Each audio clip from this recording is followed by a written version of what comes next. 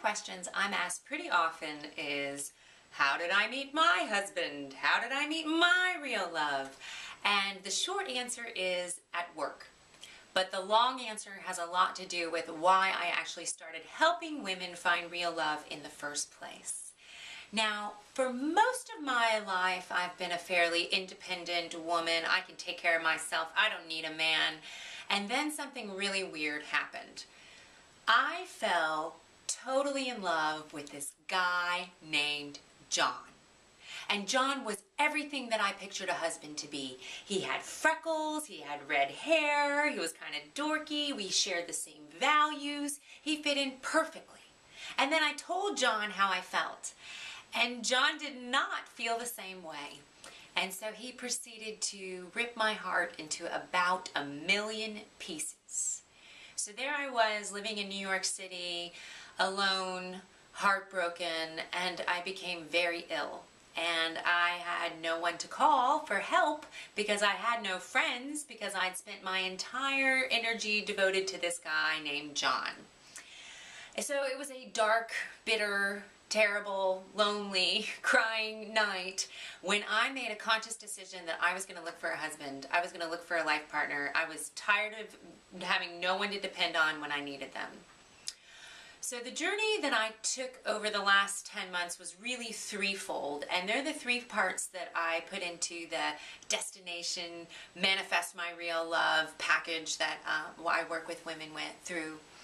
And the first part of the journey was about figuring out what I wanted, figuring out who would make a good partner, because I thought that guy John was totally it, but we didn't have the relationship, we didn't have the feelings that I really wanted in a relationship. So I did a lot of research, I asked a lot of people a lot of questions, and I did finally figure out how each woman can figure out who would be a great partner for them, and then to recognize it when it shows up so that guy doesn't go walking by and you miss it.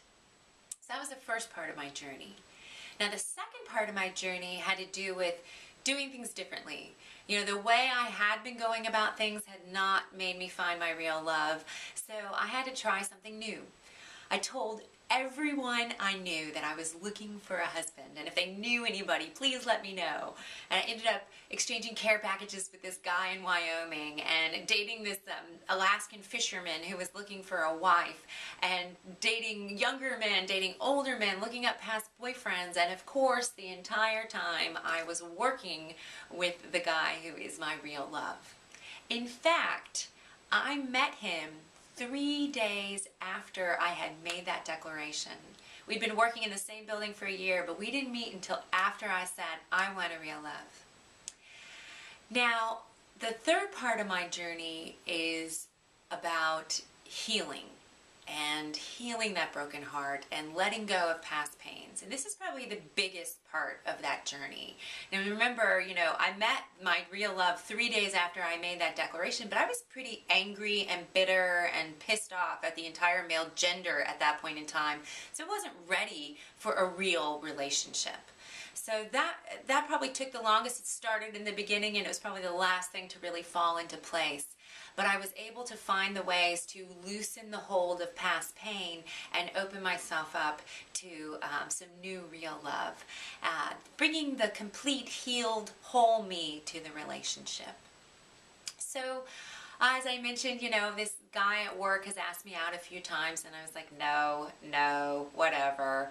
And a bunch of us from work were at the beach, you know, just hanging out at the beach, and I brought a sheet to put on the beach to sit on, and at the end I'm folding it up, and this guy, Rodolfo, helps me fold my sheet, and I make this joke. I'm like, oh, that's so funny. Whenever anyone asks me why I'm looking for a husband, I say, because I need someone to help me fold the sheets. Maybe I'll marry you.